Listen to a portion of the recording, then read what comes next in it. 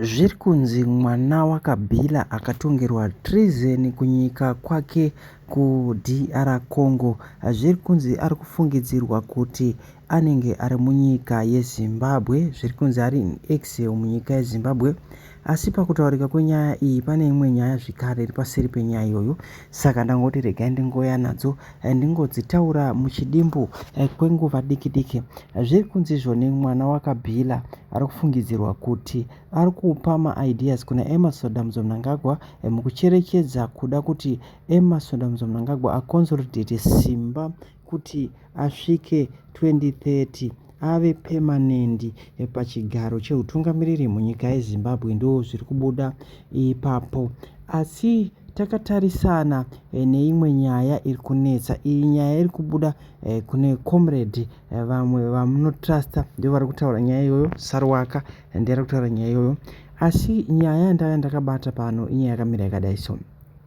Emmerson Mnangagwa ari panguva yakaoma nekuda kwema-affiliates ake akafanana nemahure for ED nekuti pane nyaya dziri kuitika panyaya yekucreata maparallel structure muZANU-PF. Inyaya yakosta ZANU-PF zvakati nyanyei, nekuti mukatarisa maparallel structure emuZANU-PF akonzeresa kusabatana muZANU-PF, ende kusabatana kwavo muZANU-PF ndo kuchapa gap kuopposition kuti opposition ipinde itangewo kutonga.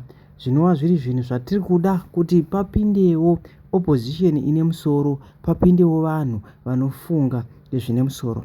Pana pari kunzi naComrade vari panapa vari kuti dangers of creating parallel structures will be bite ED. ZANU-PF party structures must resist these thugs. These thugs are not ZANU-PF members. They should be resisted by all ZANU-PF members. They are created to cause division within the ZANU-PF.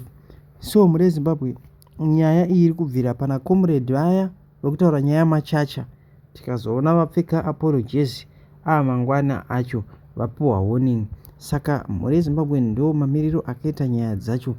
Tinokutendai nekutera kwenyu pachivhitivhiti chenyu pano.